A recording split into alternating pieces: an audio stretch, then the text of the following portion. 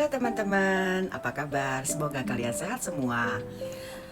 Sekarang saya tuh mau ngasih suatu informasi berdasarkan pengalaman. Apa sih pengalamannya? Jadi begini, saya itu senang banget berteman dengan siapa aja gitu ya. Jadi ini mengenai akun scammer atau sekarang ini lagi marak love scammer ya.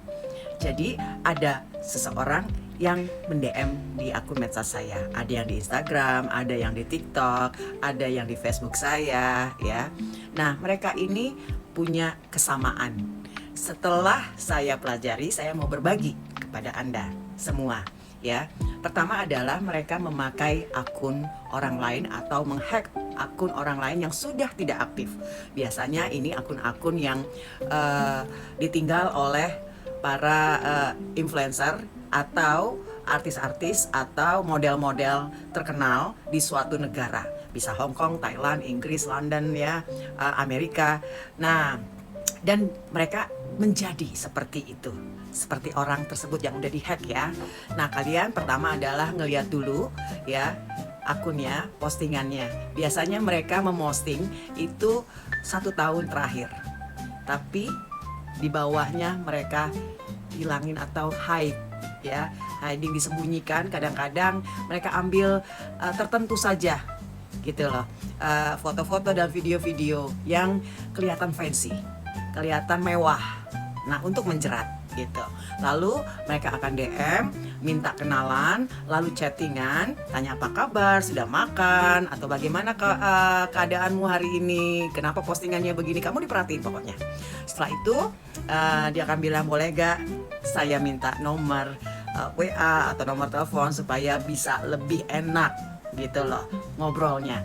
Biasanya karena kita tertarik ya, mungkin matching ya, obrolannya nyambung, kita kasih dong. Begitu juga dengan saya waktu itu. Nah, abis itu mereka mulailah menchatting kita, lalu dengan sopan santun bertanya dan mulai ya membuat kita penasaran tentang siapa sih dia sebenarnya. Lalu mulailah kita dibuat perangkap jebakan.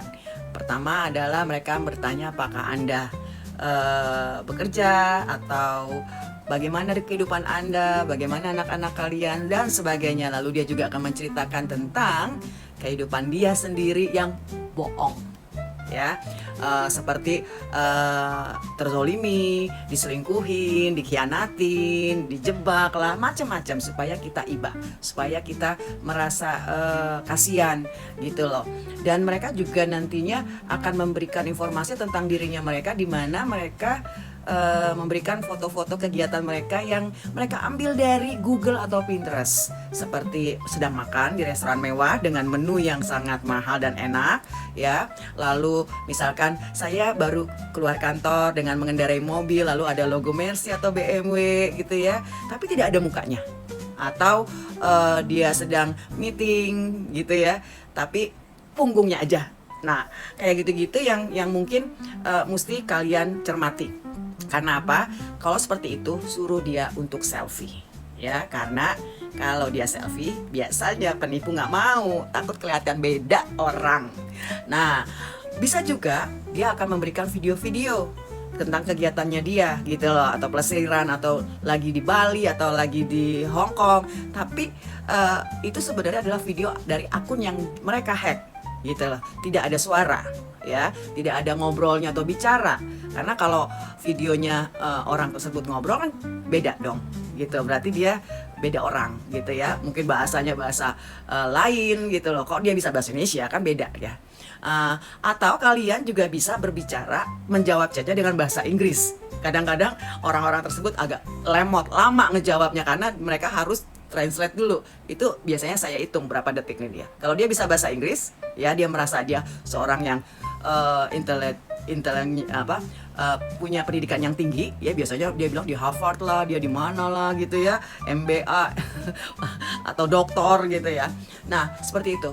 Nah itu juga bisa kalian tes. Lalu kalau video call juga hati-hati, kita juga bisa suruh dia video call. Kalau video call, karena teknologi udah canggih, biasanya itu mereka memakai AI. Tapi kekurangannya AI sekarang ini adalah objeknya hanya diam dan hanya bicara ya. mimik udah bisa dirubah, tapi pergerakan tangan tidak bisa, belum bisa maksudnya AI melakukan itu. Jadi lihat aja ya, kalau mereka melakukan video call untuk meyakinkan kamu, suruh dia pegang hidungnya. Hidung kamu ada apa tuh, coba dipegang deh gitu. Karena AI tidak bisa melakukan itu. Atau rambut kamu tuh ada apa gitu. Kayak gitu-gitu ya. Lalu dengan juga bisa kalian cek di nomor handphonenya dia, di Get Kontak, ID Caller atau macam-macam kan banyak ya. Nah itu kita masukin nomor telepon dia. Biasanya itu Get Kontak akan memberitahukan bahwa dia penipu atau dia scammer ya. Karena Get Kontak mendapatkan informasi-informasi mungkin dari nomor telepon lain yang memberitahukan bahwa nomor telepon ini adalah penipu. Tapi canggihnya penipu sekarang udah mengerti. Jadi mereka juga download dan mereka menyembunyikan nomor handphone mereka supaya tidak terlacak oleh kita. Nah, kalau ada tanda-tanda, karena di Get Kontak itu ada, di dalam aplikasi itu tuh ada cara menyembunyikan nomor handphone kita. Nah, dia melakukan itu juga. Tapi nanti ada pemberitahuan nomor ini tidak terdeteksi karena disembunyikan oleh pemiliknya. Nah, itu adalah tanda-tanda bahwa dia tidak jujur. Kemungkinan penipu itu 95%. Nah, mulai hati-hati. Lalu jangan sekali-sekali terjebak oleh chattingan-chattingan tentang seksualitas, ya. Yang tolong dong bisa lihat bokongmu ga, tolong dong bisa lihat toketmu ga, gitu ya.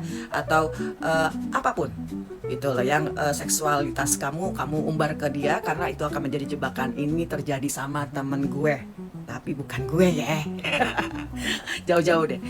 Oh ya, sama chattingan juga.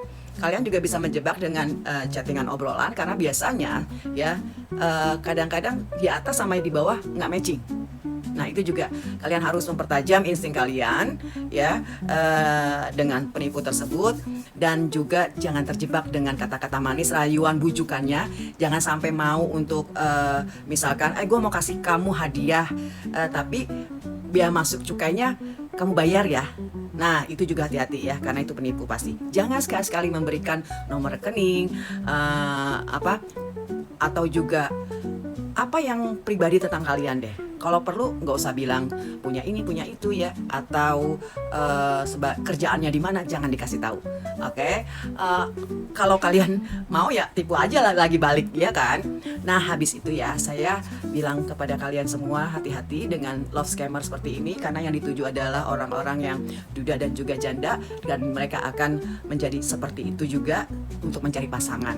Nah para penipu, apa yang kamu tabur pasti akan kau tuai ya. Thanks God, selama ini 5 kali gue mendapatkan hal seperti itu, ditolong terus sama Tuhan, dikasih tahu dia penipu. Oke guys, see you next informasi dari saya, Feby Magdalena, Blinking Bulu Mata.